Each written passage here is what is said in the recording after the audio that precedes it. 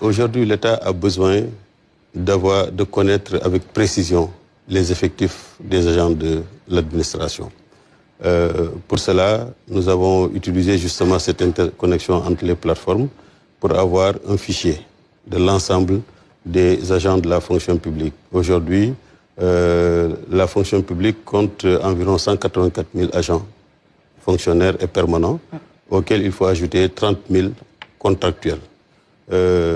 C'est important d'avoir une maîtrise des effectifs et ça nous permet d'avoir une meilleure maîtrise également de la masse salariale parce que tout franc du contribuable sénégalais doit être payé pour un travail effectivement fait sur le terrain.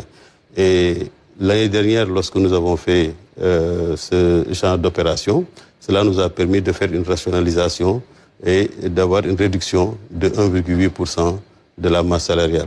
Et aujourd'hui, il est important que l'ensemble des gens de la fonction publique comprennent le sens de cette opération. Il ne s'agit pas d'une opération qui va traquer l'agent public, mais c'est une opération qui doit pouvoir renseigner l'administration du nombre effectif de ces agents.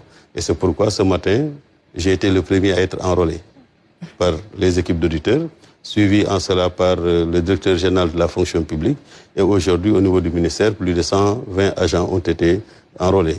Et nous demandons donc à l'ensemble des agents de la fonction publique de se tenir prêts à accueillir les équipes d'audit. Absolument. Ce sont des équipes qui sont justement envoyées sur le terrain, mais c'est tout un processus. Comment cela va se passer exactement? Oui, d'abord, dans un premier temps, on a procédé à la déclaration des effectifs. On a utilisé les plateformes Giraffe et e-Solde pour avoir la cartographie des agents de la fonction publique. On a voulu savoir un peu la fiabilité déjà des données que nous avons en demandant à chaque chef de service de nous faire la déclaration des effectifs.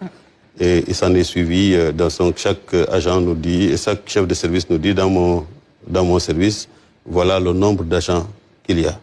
Maintenant, après, on a fait une certification de présence. C'est une deuxième étape qui consiste donc à permettre à chaque chef de service de renseigner un format standardisé qu'on leur a soumis sous forme électronique pour nous dire la totalité des gens qui sont présents dans son service. Et maintenant, les équipes d'audit seront déployées sur le terrain avec des comités régionaux autour des gouverneurs pour aller dans chaque service de l'État pour procéder au recueil des données physiques et biométriques de l'agent pour voir est-ce que c'est conforme à